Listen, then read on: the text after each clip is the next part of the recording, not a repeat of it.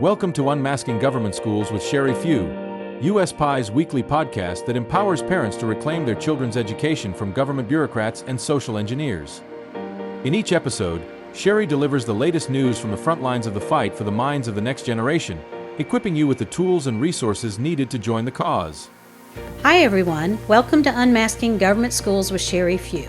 I'm your host, Sherry Few, and I have another great show for you today. I'm joined by Khush Brar, a fierce advocate for fairness in athletics and legal clarity in education policy. Khush has been on the front lines in Washington State, where the issue of boys competing in girls' sports is becoming increasingly contentious. With legal actions pending and growing concern among parents, educators, and athletes, we'll dive into the current legal framework, the role of state and federal agencies, and what school districts can do to stand up for their students.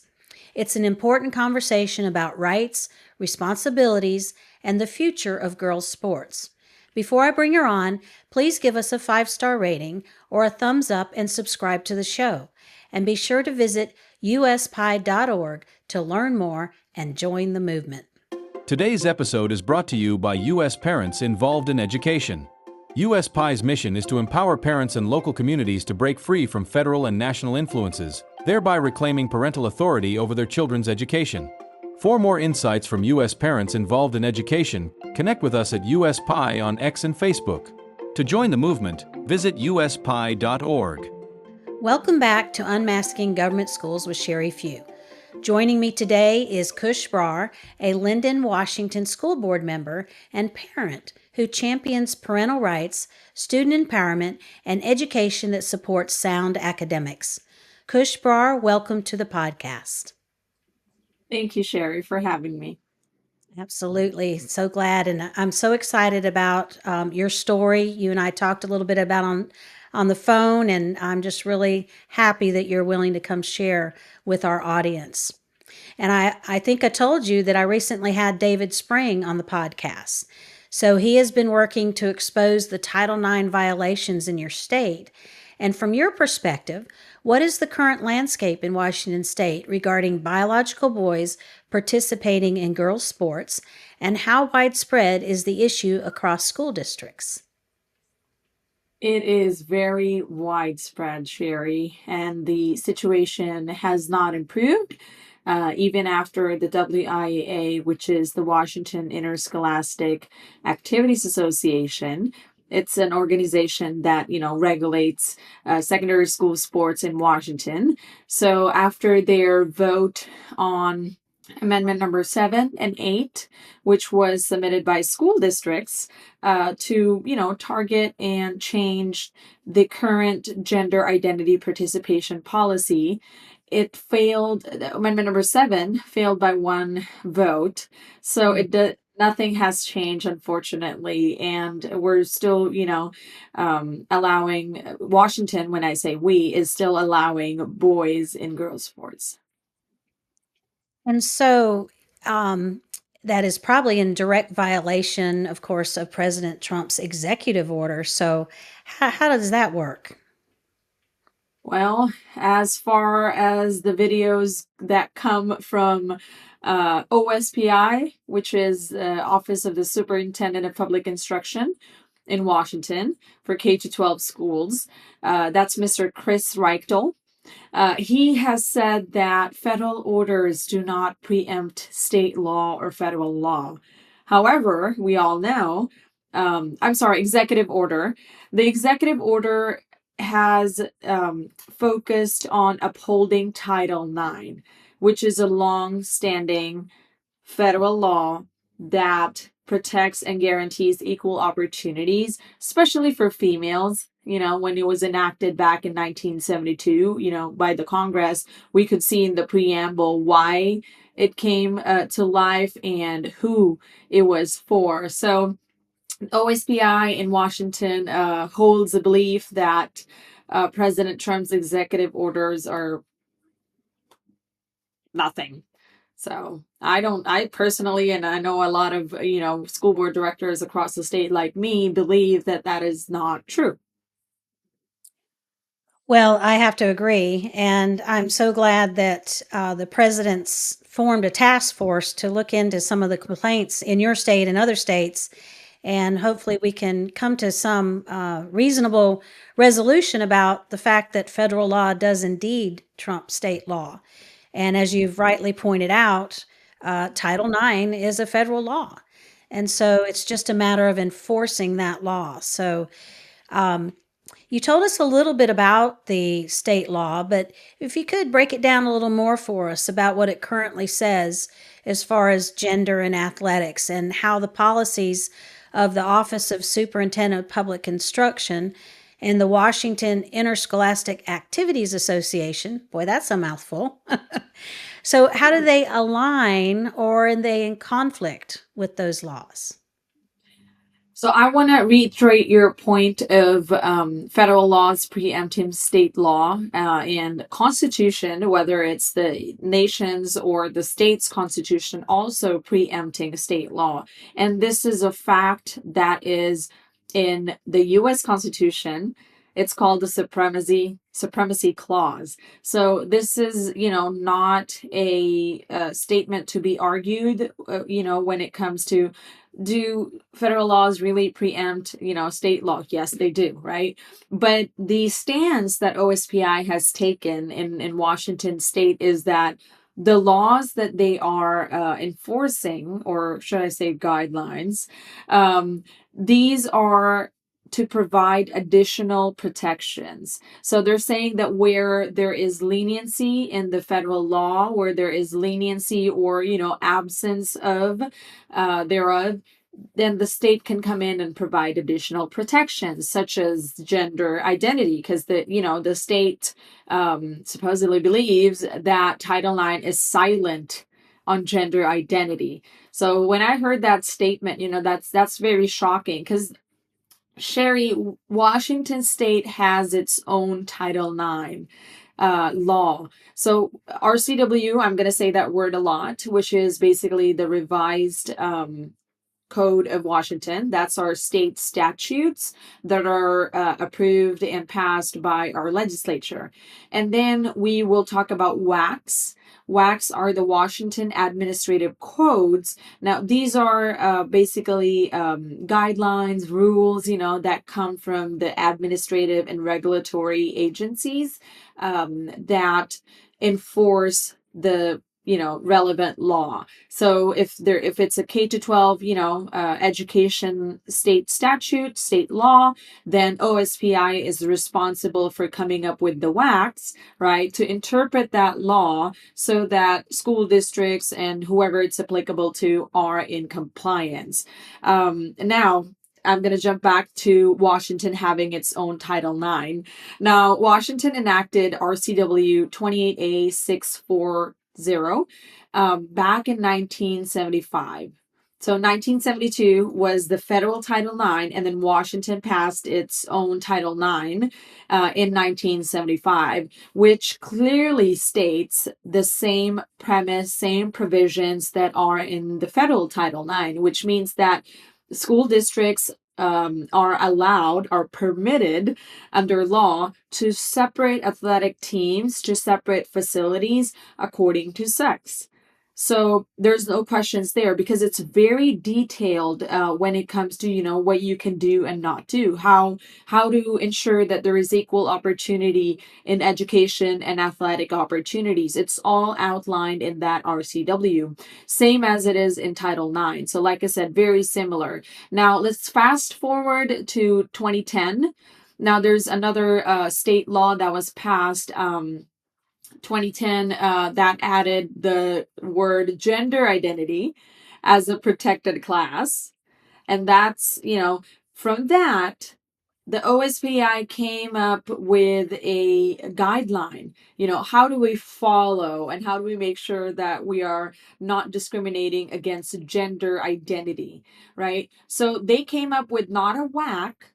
It wasn't, it didn't went through like your normal rulemaking process. They just came up with a PDF, an 84-page PDF. And I think there's a more recent, another handout. There's a lot of handouts. That's what I'm going to call them for now, because they're not state statute.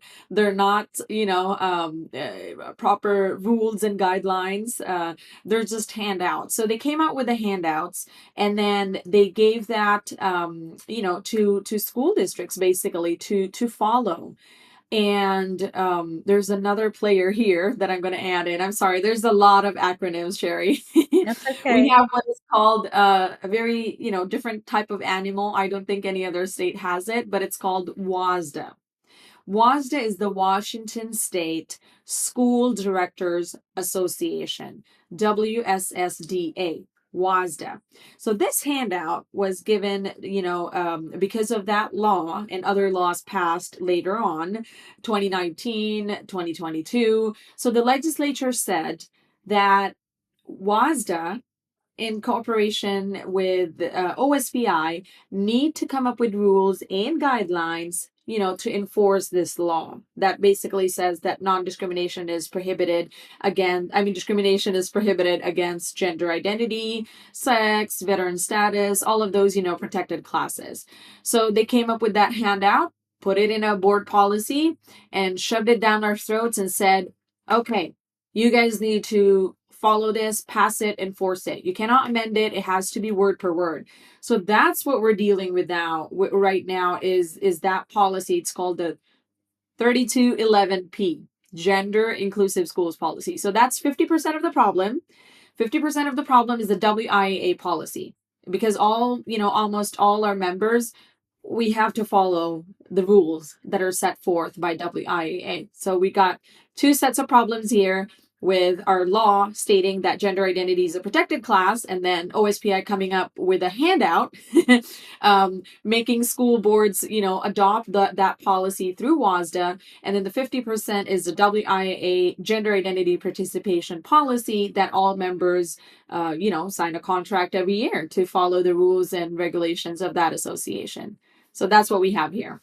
That is very complex, very convoluted. I am sorry for the listeners. But no, that's government, right? At its best, it tends to be that way. Yeah. But a lot of things kind of remind me of a parallel to the federal level when under the Biden administration, of course we had the Title IX law since I think you said 1972, and then the Biden administration wrote regulations which changed the definition of sex, which is basically what your state did, to include gender identity and I think sexual orientation. And thank goodness the Supreme Court, or excuse me, it was a district court, shot that down. And then, of course, Trump came in and overturned all those regulations. So now we're back to the true meaning of the Title IX law. So a lot of parallels there to what's happened on the federal level. So absolutely. So for parents in school districts that want to stand up for fairness in girls' sports, what options or actions are legally available for them right now? Well, different strategies, I talk with a lot of different people across the state, Sherry. Some of them are most of them are school board directors with the same, like-mindedness in standing up for what is right, honoring our oath of office, because our oath of office does say that we have to follow the U.S. Constitution, state constitution. And then comes the state law, which is, like I said, that hierarchy there's a reason why it's like that, and it's enshrined in the U.S. Constitution. It's called the Supremacy Clause. So I talk with parent activists, on a regular basis. And some of the things that we have been discussing are, now this is me as a parent, is there should be a lawsuit, that involves female players that have been discriminated with, whether that's, them being misplaced on the podium, right? Whether it's invading their privacy in locker rooms, whether it is chilling their speech. So it's compelled speech, right? When you have to affirm that somebody is a girl when it's very obvious that that person is a boy. So that is, personally, that's against my religious beliefs. So You see, lots of First Amendment rights violation as well. So the strategy is to come up with plaintiffs and then maybe name personally OSPI's Chris Reichel and WIAA and our Governor Bob Ferguson. That would definitely make a big dent. That's number one. Things are underway. It takes time to collaborate and organize all of this stuff. Number two, parents and communities can go to their school board and ask them to join in the legal action that Linden School Board has decided to initiate against OSPI. So remember I told you, Sherry, about how a PDF does not hold the weight of law. So that's what we're gonna attack first is the clarity in legal state statutes and whatnot. Like, does that PDF hold the weight of law? Which we are very confident it does not, because it did not follow the rulemaking process. So the call to action is for school districts to join us. And like I said, I talk with about, a lot of 24 school districts that are very interested. The rest, I share it as information, but there's about 24 school districts that are very interested in signing on to this. So the more that we have, the larger the denominator, would be for sharing the costs. And also it adds to the strength in numbers when it comes to what is the message that we are sending OSPI, that we are not going to tolerate, this kind of bullying from you, where you keep handing us handouts and say that they carry the weight of law, and yet it doesn't leave any room for us, right, to enforce our local authority that the people gave to us as elected leaders to oversee our district. So where's the local control there? That it's not there. So it's very hypocritical for Washington to say that Trump is bullying them, and yet that's exactly what they're doing with us. Is strong arming us into following all of these pieces that are not law. So those are the two call to actions, honestly, for parents to do right now is don't be quiet. Do everything and anything except for being quiet, because silence is complacency. Amen. That's great. So you're talking about a couple of dozen districts in your state working together. Is that for the lawsuit you're talking about, coming together on the lawsuit? Yeah. So Linden School Board passed a resolution. I believe it was April 17 or 15. So just this month, we passed a resolution, stating that we would like to initiate, when I say we, that's in the resolution, that Linden School District would like to initiate legal action against OSPI in terms of gaining legal clarity in the law that surrounds K-12 education in the state. So that it is there. There's a pool of questions, Sherry, that can be asked to that court, but we're not there yet.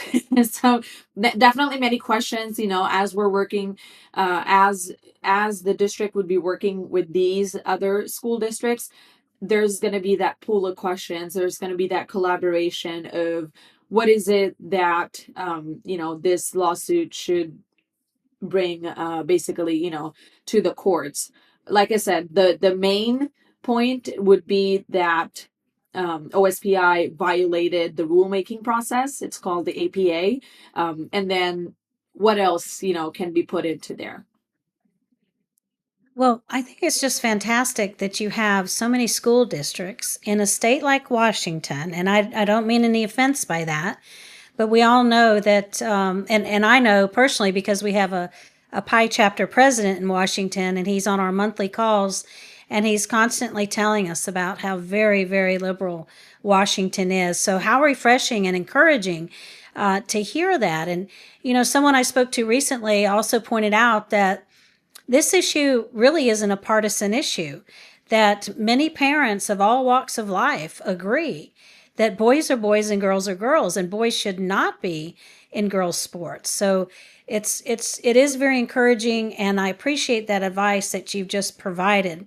So we're going to talk some more, but we need to take a short break. And when we come back, I'd like to ask you about your legal actions and complaints against the Office of Civil Rights. And of course, we've talked about that a little bit already, but I'm sure there's much more to say. So I'll be back with my interview with Khush Brar right after this. U.S. Parents Involved in Education is a nonprofit nationwide coalition dedicated to restoring education to its rightful local roots. USPI's mission is to empower parents and local communities, enabling them to break free from federal and national influences, thereby reclaiming parental authority over their children's education. We firmly believe that parental rights are inherent God-given rights. Children belong to their families, not the state, and local communities are best equipped to support parents in raising their children. The vision of USPI is to cultivate a culture where parents, entrusted with the authority to choose how their children learn, stand as the undisputed primary educators. In this culture, local schools operate in tandem with families, and education is free from burdensome federal mandates. Join us next week for further insights into U.S. Parents Involved in Education, including our game-changing blueprint to establish state control of education. For more information, visit uspi.org or connect with us at USPI on Facebook and Twitter. Welcome back to Unmasking Government Schools with Sherry Few. With me today is Khush Brar. She is a Linden, Washington School Board member, and we're so pleased to have her here today talking about some of their complaints with the Office of Civil Rights. And I think it'll be interesting for us to compare what's happening in Washington with what's happening in Maine, since President Trump has sort of made that an example for the country. So can you try to draw that comparison for us, Khush? Absolutely. Yes, Sherry. So all eyes are on Maine. We have seen videos of the spat, right, between the governor and the president. And definitely, as they said, see you in court. It is in courts right now. So the Department of Human and Health Services, as well as the Department of Education, has concluded in their findings that the state of Maine, their Department of Education, is violating Title IX. So now it has escalated. They have referred that case over to DOJ, which is Department of Justice, to Pam Bondi. And the Department of Justice, meaning, the United States, has filed a case against Maine for Title IX violations in their district court. So that is going to be very, very interesting, to keep an eye on, because it's a very strategic, how I feel, because there are some people saying, Washington is being ignored. Why aren't we seeing headlines here? What about California, right? There are investigations currently open. So like you said, Office of Civil Rights, which is the enforcement wing of the Federal Department of Education, has opened investigations into California, Oregon, and Washington for Title IX and other federal laws, such as, which I won't go into much detail, but it's called FERPA and PPRA, other parental laws. So coming back to Maine, I think there's a reason why that was chosen. We won't know for sure, but I think it's very strategic on how their circuit operates and how soon this may go to the Supreme Court, because we've had so many cases coming from the Ninth Circuit that the Supreme Court has not said yes to hearing to. So maybe that one will go there. So all eyes definitely are on Maine, because they're the perfect example with their state law and their, secondary school association. Not sure what that is, but that's the counterpart of WIA there. They've got, I think it's Maine Principals Association. I think that's who handles sports there. So they've got very similar policies as we have here in Washington. Same thing, the law only says that gender identity is a protected class, yet it doesn't, go into detail. How do you prevent discrimination? Whereas there's already laws like, the state's Title IX that goes into, much more detail on what is allowed and not allowed. So very, very similar state laws, similar association policies, which is exactly why we're keeping a close eye on Maine. I can see. So I had heard that the president's new task force had targeted those 3 states.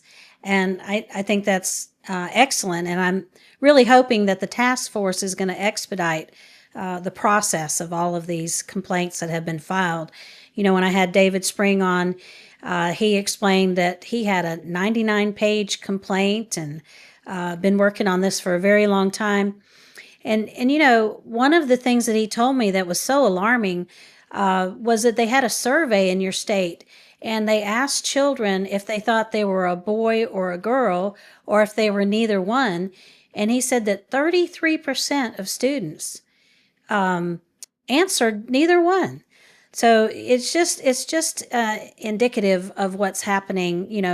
I know we're talking about boys and girls sports, but all of this crosses over in the indoctrination that's happening with young children.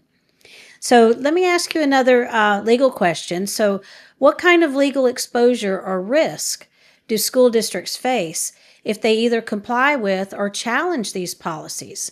And what are your next steps for your legal team and your advocacy efforts? Very good question, Sherry. So the legal risks are, how do we explain it? We're kind of stuck between a hard place and a rock. So if we violate the federal law, right, we risk losing federal money, which is even usually it's less than 10%. So for bigger school districts, that's a bigger deal.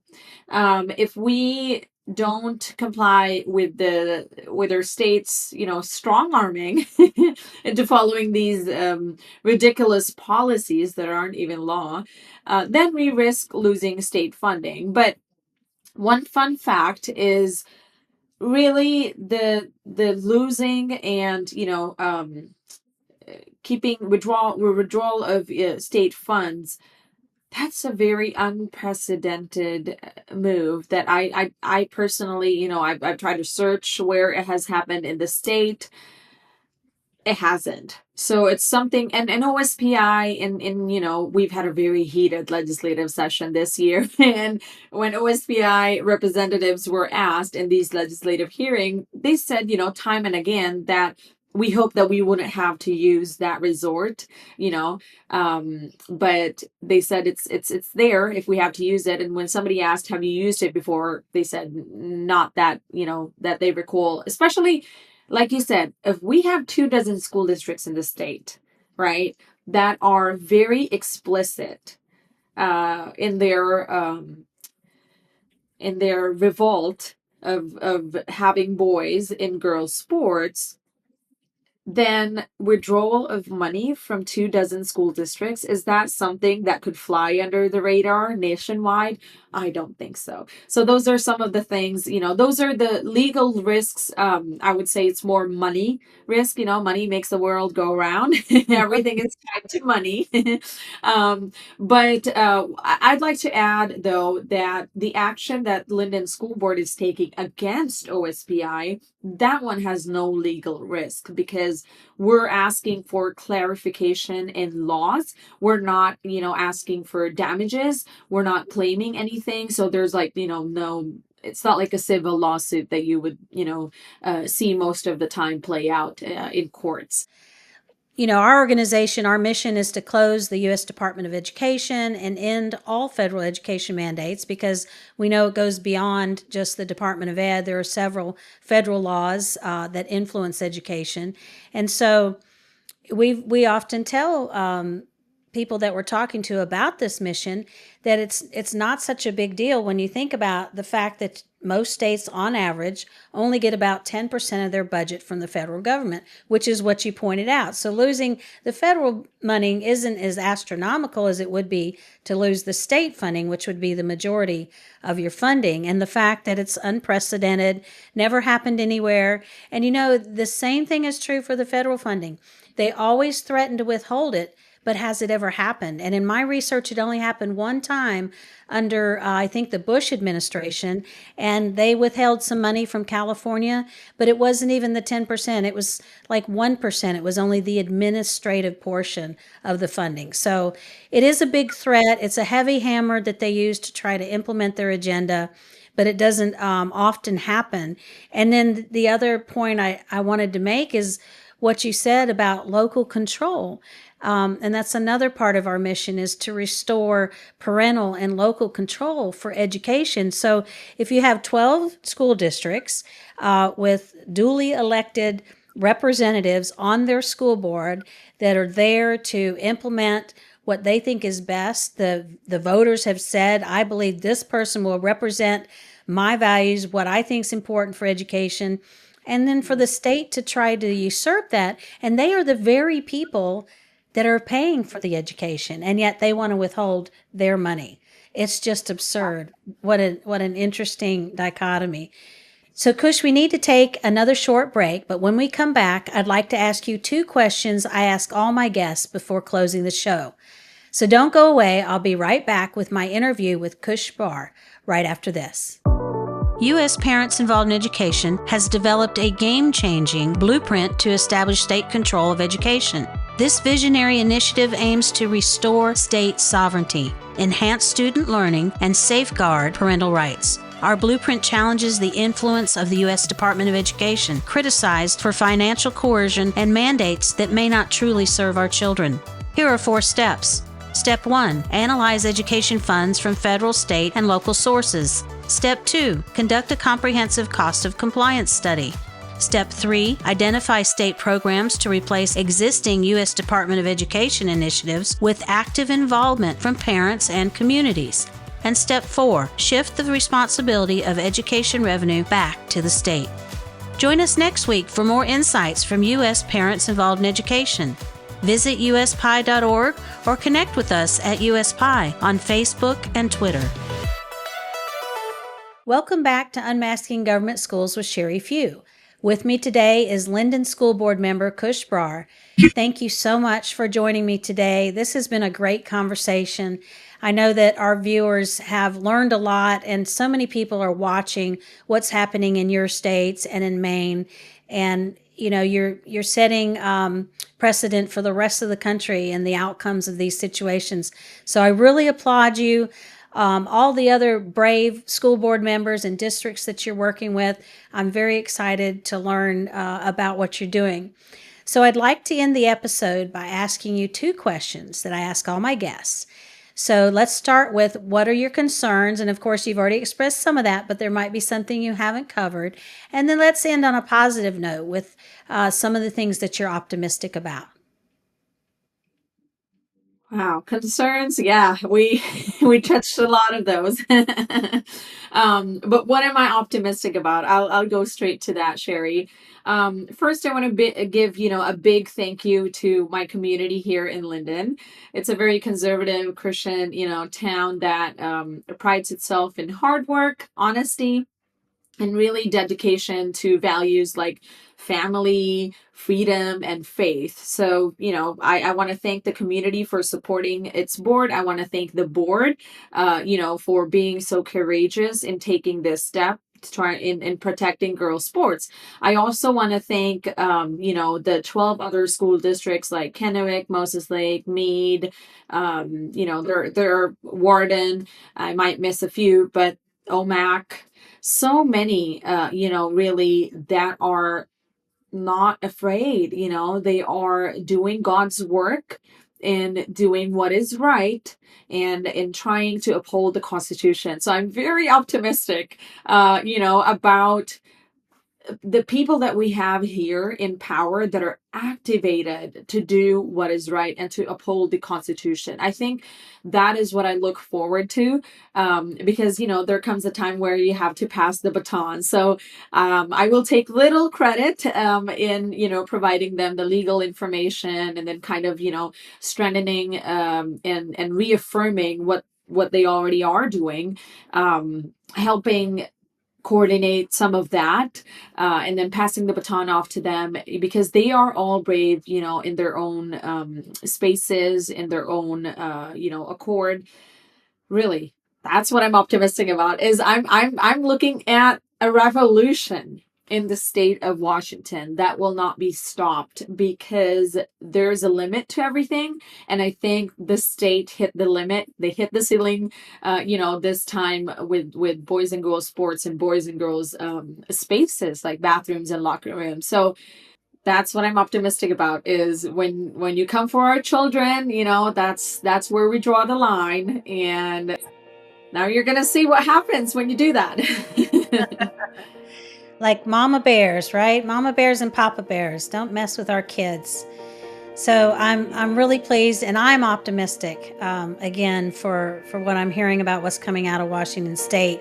And I think it'd be really great if you could come back later in the year and give us an update on those 12 school districts and their lawsuit. So I hope you'll be willing to do that. Thank you for tuning in again and supporting our work. Join me again next week for another episode of Unmasking Government Schools with Sherry Few. U.S. Parents Involved in Education is a nonprofit coalition dedicated to restoring local control of education and parental authority.